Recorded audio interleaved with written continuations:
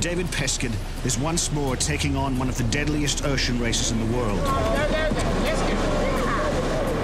His incredible crew of sailors with disabilities have battled the Sydney to Hobart 17 times. You're in the middle of the Pacific Ocean, you got a gale blowing your bloody head off.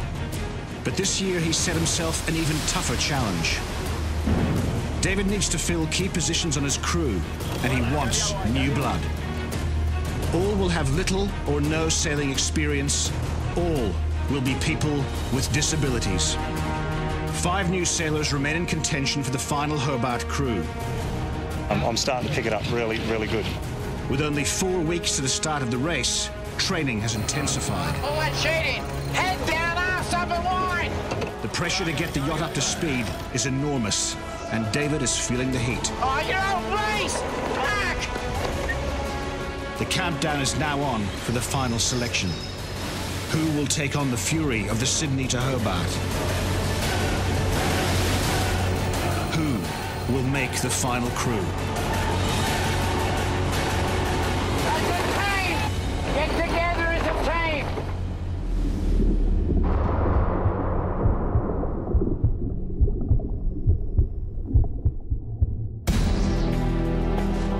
The final weeks of training are underway, and the 5 remaining new sailors have to rapidly get their sailing skills up to speed.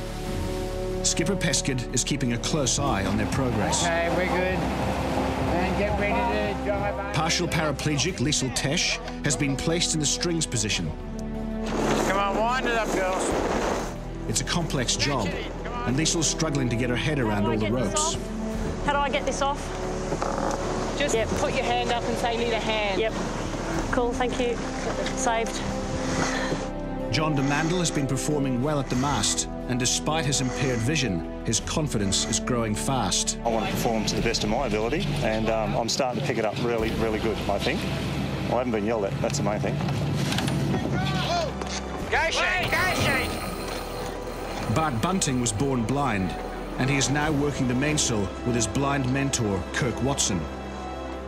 Go, lift it there, put it back on, and feel it come up into the... Yeah, that's it. Now go around into the jaws, mate. Yep. No, you're all right. Mark Whiteman was born with no legs and 1 hand. He has found his niche working hard on the winches with his mentor and fellow double-leg amputee, Albert Lee. Bill Watkins was born with deformed forearms. He is learning to run the navigation systems below deck. There's 5 minutes between all of these. With the final selection fast approaching, David expects them to know everything there is to know about sailing. See it flapping? That's because you all went home last week and read books on sailing. You all know what I'm talking about, don't you? Fucking you didn't do it, and he didn't tell you that it was like it, and it fucking didn't get happen. So don't tell me about it. I'm down here doing your bloke's jobs. David now has some major concerns about the new sailor's knowledge. This is hard work. It's really hard work about it, but we've got to get it right. You can't get it wrong. John and Bill's behind Okay, you. down here there are 4 fire extinguishers. How many people here can name where the 4 are right now? Put your hand up, please.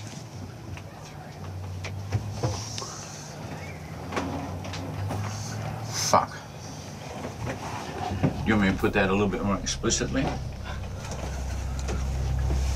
How do you feel about that, guys? I mean, seriously, how the fuck do you feel about that? I feel disappointed, David.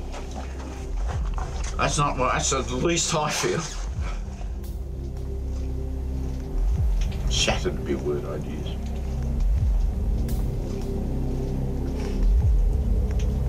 Where's the emergency fresh water? How many people know where that is? All this information is in books.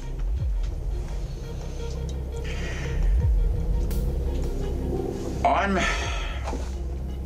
not happy, Jan. I'm really not happy about people that can't go home and read a book. What I've got to do, my job is to get you guys to have us safely. And if you don't give a rat's about where the bloody fire extinguishers are, put it bluntly, why the fuck should I? I will turn around 5 minutes before that start line and bring it back home and go home. And don't think I won't. So, in terms of the newbies, in terms of selection, by God, you're making it easy for me, kids. Because right now it's 0. So, get on. That's called a Category 1 safety certificate. I am going to ask you guys to know it top to bottom in 7 days. So that you can come to me and I can say to you, where's the so-and-so and how does it work? And you'll know, and then I'll know you know. This is what I expect. This is my standard I set for me. So when I tell you jump, you fucking will jump. Right? So think about it. Don't come to me with your bullshit excuses why you're late or why the fucking thing didn't work. I'm not buying them.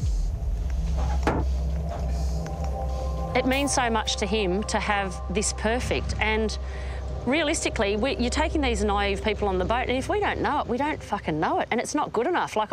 And if everyone else fell off the boat and there was me and 2 of the other naive guys, we've got to know as much as we possibly can. And so, hell, I want to take on as much as I can. David said, you know, we have to know everything about that boat because, you know, lives can depend on it. I'm going to do my best to learn as much as I can.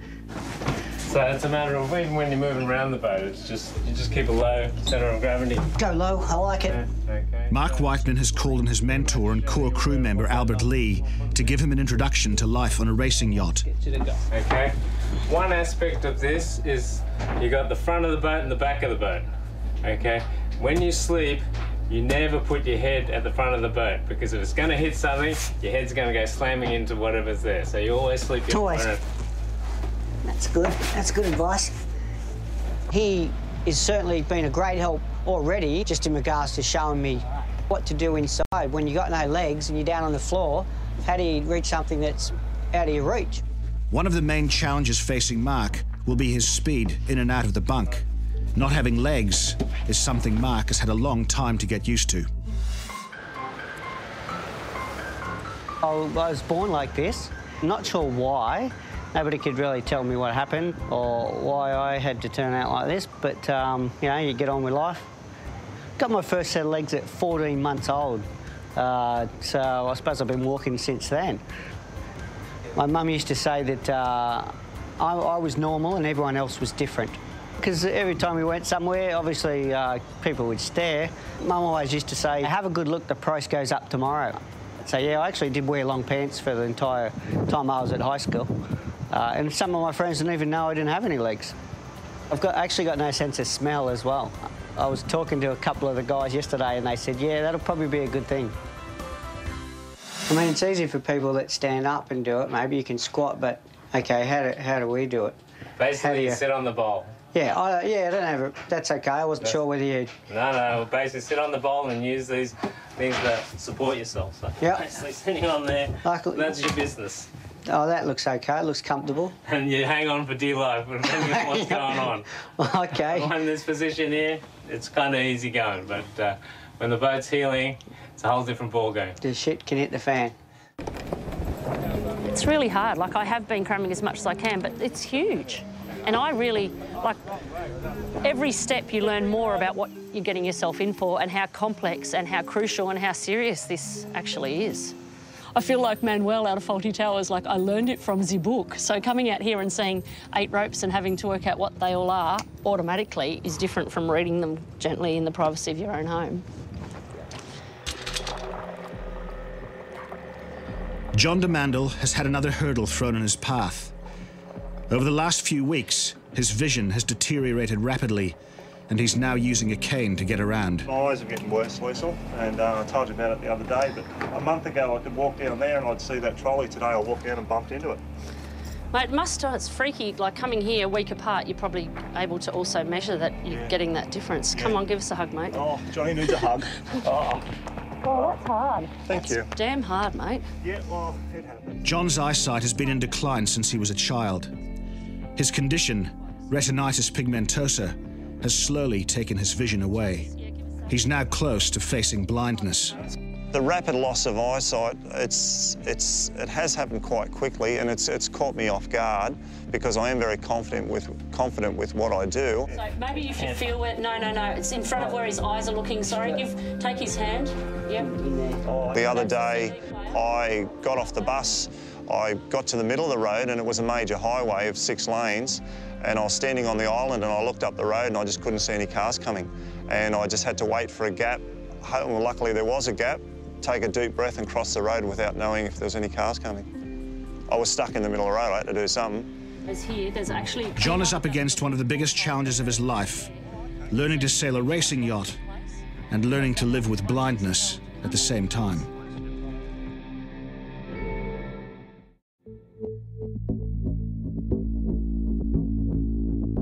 With race day fast approaching, the new sailors are desperately trying to put everything they're being taught into practice. Before we get that eyelet on there, right, you're going to rip your main right through the guts. Shit.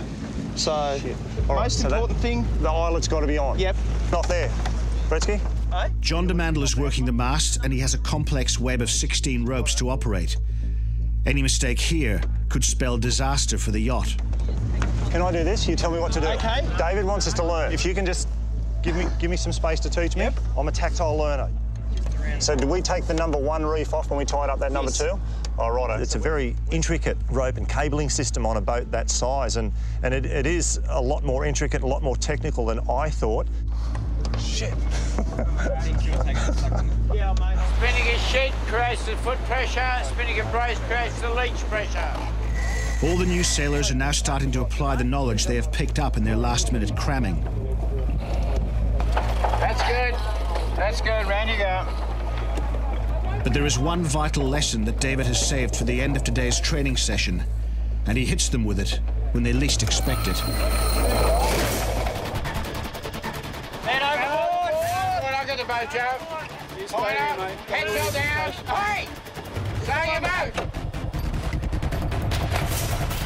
Ready, get your fucking ass from the front of the boat. Acting fast in a man overboard situation is vital. Man overboard set. Time 13:33. Bill marks the position of the man overboard. Recovering a person from the ocean is a difficult procedure, and knowing how to do this effectively is crucial. Heads are down! This is the most important lesson the new sailors will have to learn. Lives are on the line. This will save your bloody life. You're in the middle of the Pacific Ocean, you got a gale blowing your bloody head off, and I can't hear what you're saying. The task David has set himself of getting the novice sailors to Hobart is an extremely dangerous one, and David takes those risks very seriously. He'll never compromise the safety of his crew. It's an obsession that reaches to his very core, and that's because its roots are tethered to a life-changing moment when he was just 13 years old. I was a fairly strong freestyle swimmer. And this river was pumping. I jumped, it had a bit of a weir. I jumped in it and surfed over the weir and swam down the river and got out and jumped in and did it a couple of times. And then I did it on the, I think it was probably the 3rd time, or 4th, I don't know. But I got stuck and I couldn't get, this back turn of water caught me. And I couldn't get out, I couldn't swim out of it. The old man came in to get me, and we were there for a few hours in this. He couldn't get out, I couldn't get out, we were stuck. And he drowned.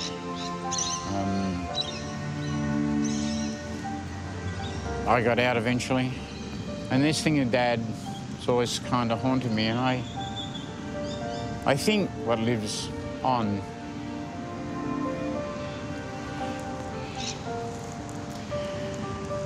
is that we all owe each other. He gave me a legacy. He passed the baton to me.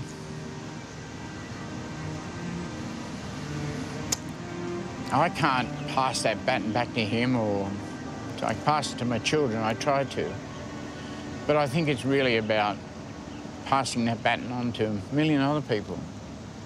That's the responsibility of life. That's the responsibility of living. After tragedy came the challenge of dealing with severe dyslexia. His battle growing up is what motivated him to create Sailors with Disabilities, an organization that empowers young people with disabilities. Each year, they take thousands of disabled kids sailing to inspire them to push themselves beyond what they think they can do. And racing his disabled crew to Hobart will be the ultimate proof that anything is possible. I mean, the biggest part of this disability battle is to get the dream switch turned on. If you can turn on that switch, it'll happen. I mean, it's a bit like teaching. You can take kids to school and you can teach them. And all they learn, if they learn anything, is what you've taught them. If you take them to school and you inspire them to learn, man, you can kick it into neutral then. They're away. They're going to learn and learn and learn everything if you give them the inspiration. It's really beautiful for me to see exactly what SWD's about, yeah. Like, I mean, just to get involved, look at these kids and look how happy they are, and they can do whatever they want. And that's what we're about. It's about saying, hey guys, don't believe all this crap that, you know, you can't. You can. The only person that stops you is you. Nobody else. You control your life. Nobody controls your life. It's only you. If my newbies hop off the boat, understanding that and wanting more, then SWD will have done its job.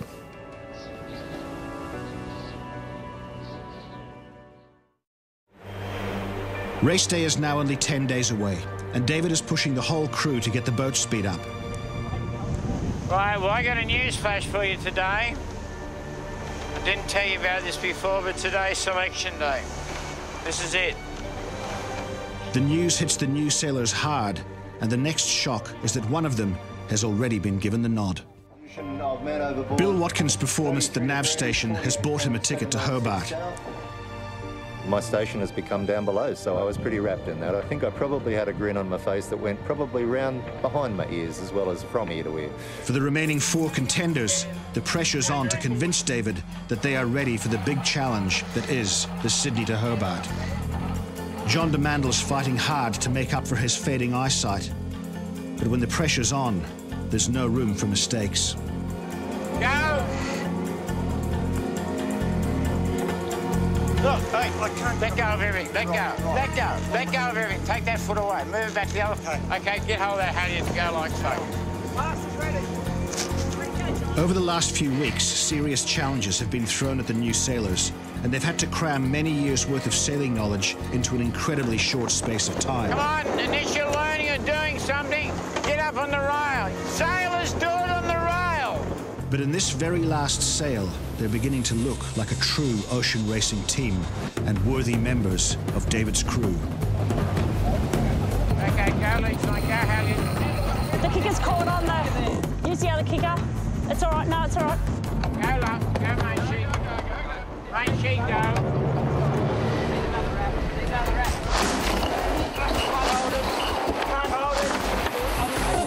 Lisa, you're telling him what to do. All right, Callaway. Who's got the helm?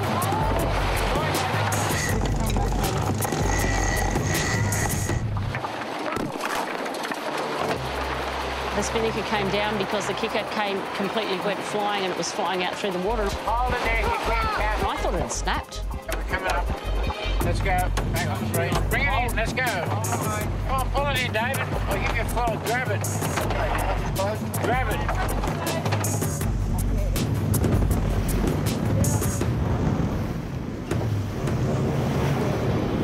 We turned to the other side and we tried, what do they call it, a storm drop?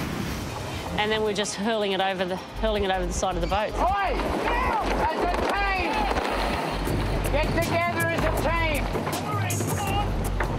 The crew quickly get the spinnaker under control, and in doing so have shown David that they can deal with the unpredictable nature of ocean racing and are now ready for Hobart. Just keep driving around.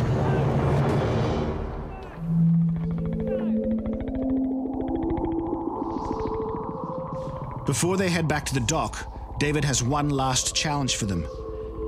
Anyone who can't pass this test won't be going to Hobart. Anybody ever been inside a rolled over boat?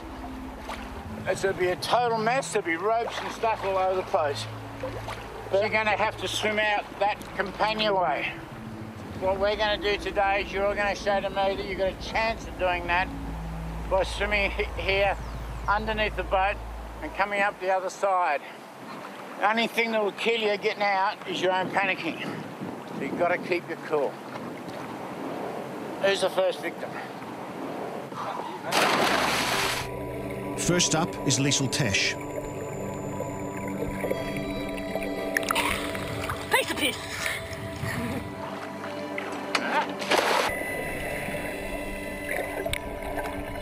Mark Whiteman is next to go.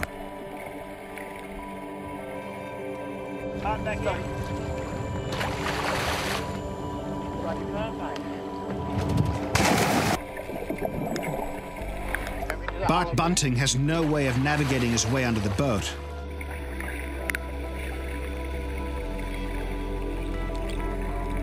But he makes it. Go, John. Last to go is John DeMandel. He is also unable to see how deep or how far he needs to swim. All the new sailors have successfully passed the final test.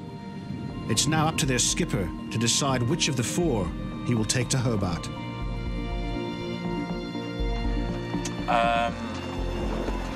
So 2 guys aren't going to get the gig. That's a mess. There it is. The 2 guys that won't get, 2 people that don't get the ride, if you are fair income about your Hobart and you want to do Hobart, I reckon I can guarantee you, if you turn up and get engaged in this boat and its programs and it is going south next year, you will get a gig. So you will get to tick the box, okay? So you're not going to tick it this year, you can tick it next year. And that's up to you, if you want to make that choice, okay? Okay, we're going to take Liesl and Mark. All right. You've worked very hard and you've earned your ride. Congratulations.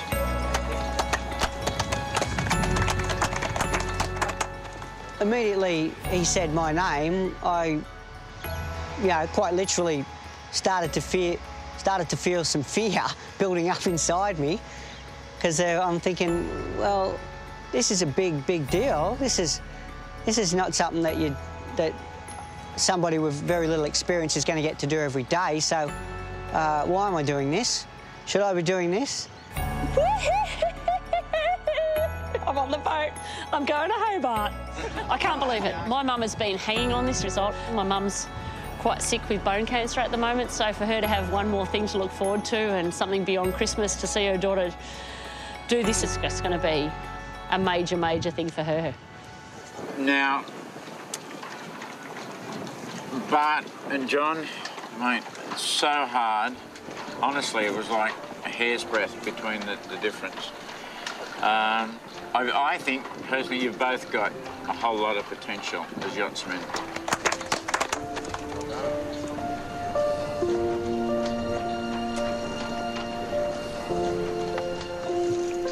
Thank you for all your effort and getting down here and putting up with me and getting yelled at. And I really do. I know, yeah, thank you. Yep, no problem, appreciate it, mate. No, thanks for giving me a go anyway. All right, thanks. Appreciate it. He has to get the boat to Tasmania, and he has to get it there as safe and as quick as possible. And David said himself, he doesn't like making those decisions. But yeah, he had to make a decision, and that's it. He has to take the best crew possible.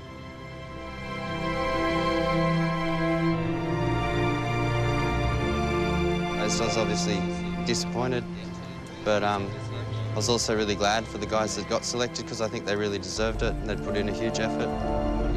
This isn't the end of it for me. I really hope I'm on the crew for next year. I don't class myself as disabled.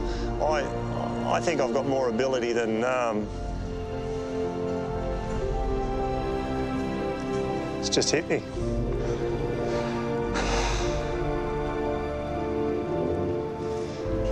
I've got more ability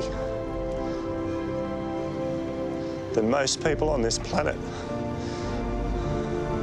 and I'm proud of it.